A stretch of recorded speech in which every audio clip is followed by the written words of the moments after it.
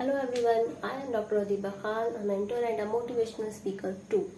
आज की इस वीडियो में हम बात करेंगे एक्सपेक्टेड क्वेश्चन पेपर लेवल का, नीट का 2021 का एंड कट ऑफ। क्योंकि बहुत बच्चे इस चीज़ को लेकर एप्रीहेंसिव हैं कि क्वेश्चन पेपर कैसा होगा, तो इस वीडियो में उन्हें बहुत सारे क्वेश्चंस के आंसर मिल जाएंगे। देखिए, किसी भी एग्ज़ाम में या नीट के एग्ज़ाम में जो उनका कट ऑफ है वो बहुत सारे फैक्टर्स में डिपेंड करता है। जैसे कि उस एग्ज़ाम में पूछे जाने वाले क्वेश्चंस, कितने क्वेश्चंस पूछे जाएंगे, कैसे क्वेश्चंस पूछे जाएंगे, कहाँ से पूछे जाएंगे, तो ये सारी चीज़ें इसमें होती हैं। और आपको कितना एग्ज़ाम की प्रिपरेशन के लिए टाइम मिला है या उसका डिफ़िकल्टी लेवल क्या होगा। जैसे कि इस बार नीट में क्या है कि नंबर ऑफ क्वेश्चंस इंक्रीज हो गए हैं। पहले 180 होते थे, अब जो है 200 क्वेश्चंस पूछे जाएंगे।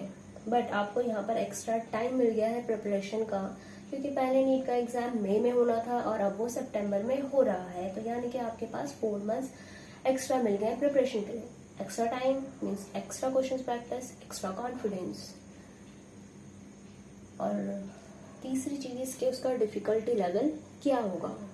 जैसे कि हम देख रहे हैं 2016 से क्या ट्रेंड चलता आ रहा है, 2017, 18, 19, 20 में ये देखा जा रहा है कि क्वेश्चन पेपर का जो लेवल है वो डिक्रीज होता जा रहा है। तो इसका मतलब यहाँ पर आपका एग्जाम इजी ही होगा। इस बारी कोई बोर्ड एग्जाम्स भी आपके नहीं हुए हैं, बोर्ड एग्जाम्स में ही लगभग 1 महीना आपका चला जाता है, तो वो टाइम भी आपका सेव हो गया। और एक और चीज यहाँ पर कि क्वेश्चंस में आपको चॉइस दी गई है, यानी कि जो कंट्रोवर्शियल क्वेश्चंस है या जिन क्वेश्चंस में आपको डाउट हो तो वो क्वेश्चंस आप छोड़ सकते हो, अपने क्वेश्चंस को चूज करके आप मार्क कर सकते हो। क्योंकि क्वेश्चंस में आपको 15 में से 10 क्वेश्चंस ही अटेम्प्ट करने हैं। बहुत सारे बच्चों का क्वेश्चन था कि सिलेबस कैसा है, क्या वो रिड्यूस सिलेबस होगा या वो कैसा है। तो सिलेबस आपका जो है वो सेम रहेगा, सिर्फ आपका पैटर्न ही चेंज हुआ है। दूसरी चीज हम यहाँ देख लेते हैं कि नंबर ऑफ सीट्स जो है आपकी टोटल कॉलेज में 83,000 है, टोटल कॉलेजेस के मिलाकर। और दूसरी तरफ गवर्नमेंट कॉलेज की जो सीट्स होंगी वो 41,388 है। और नंबर ऑफ स्टूडेंट्स जो इस बार एग्जाम में अपियर होंगे वो 17 लाख प्लस है। लास्ट टाइम क्या हुआ था कि जैसे स्टूडेंट्स की अगर प्रिपरेशन अच्छी नहीं थी तो उन्होंने कोविड सिचुएशन को अवॉइड करने के लिए एग्जाम नहीं भी दिया था, पर इस बारी बहुत सारे स्टूडेंट्स अपियर होंगे। जो ड्रॉपर्स हैं वो इंक्रीज हो गए हैं। अब हम देख लेते हैं काउंसलिंग का। काउंसलिंग को जानना हमारे लिए इम्पॉर्टेंट है। काउंसलिंग हमारी 2 लेवल पर होती है, एक होती है ऑल इंडिया लेवल की और दूसरी होती है स्टेट लेवल की। ऑल इंडिया लेवल की काउंसलिंग में क्या होता है कि जैसे कि आप अगर गुजरात में हो और आपको महाराष्ट्र की सीट चाहिए तो आप गवर्नमेंट की 15% कोटा सीट्स पर ले सकते हो।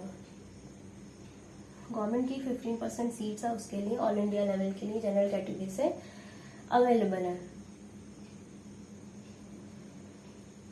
और एम्स के लिए आपका जो कट ऑफ जाता है वो 710 प्लस जाता है और उसके बाद आते हैं deemed.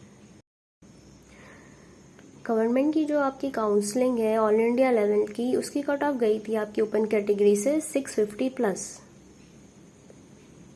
Then OBC SC ST की आई थी। एम्स दिल्ली का जो कट ऑफ गया था लास्ट टाइम वो 710 प्लस था और बाकी एम्स के लिए आपका 675 प्लस का स्कोर कट ऑफ रह सकता है। देन आता है डीम्ड।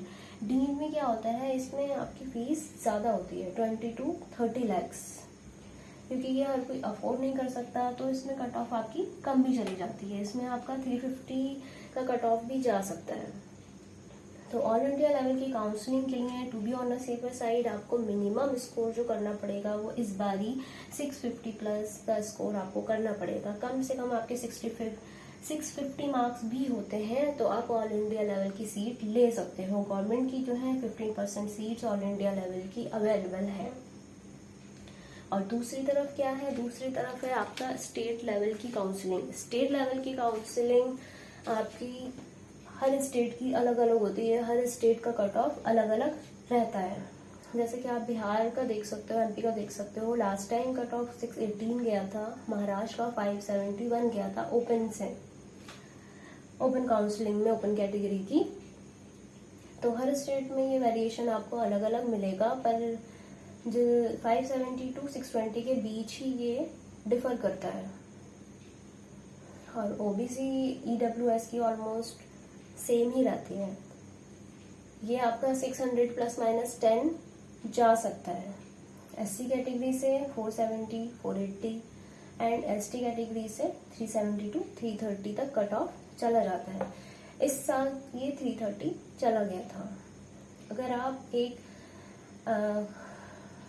एमबीबीएस कॉलेज में सीट सिक्योर करना चाहते हैं तो आपको जो है अपना सेफ स्कोर एटलीस्ट 600 तो करना ही पड़ेगा। 600 प्लस ही कोशिश करें आप अपने स्कोर की स्टेट लेवल की काउंसलिंग के लिए।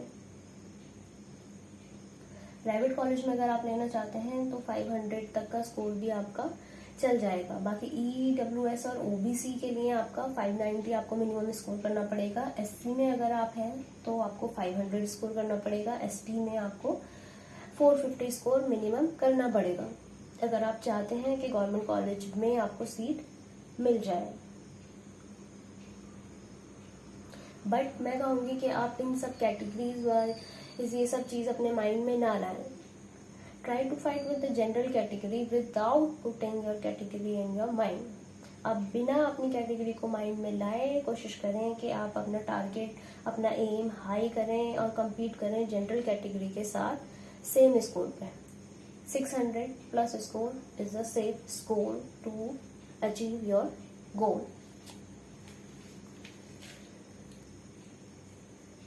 हम क्वेश्चन पेपर का ट्रेंड देख लेते हैं, क्वेश्चन पेपर समझ लेते हैं कि 2016 में क्या रहा था। बहुत ज़्यादा टफ क्वेश्चंस पूछे गए थे और कुछ क्वेश्चन जो है वो आउट ऑफ सिलेबस से। उसके बाद 2017 में उससे थोड़ा इजी लेवल के क्वेश्चंस पूछे गए थे। देन 2018, 2019, 2020 में हमने ये देखा कि ग्रेजुअली क्वेश्चन पेपर का डिफिकल्टी लेवल जो है वो डिक्रीज हुआ है, जिसकी वजह से कट ऑफ हाई गया है। लेकिन कट ऑफ सभी स्टेट्स में हाई नहीं गया है।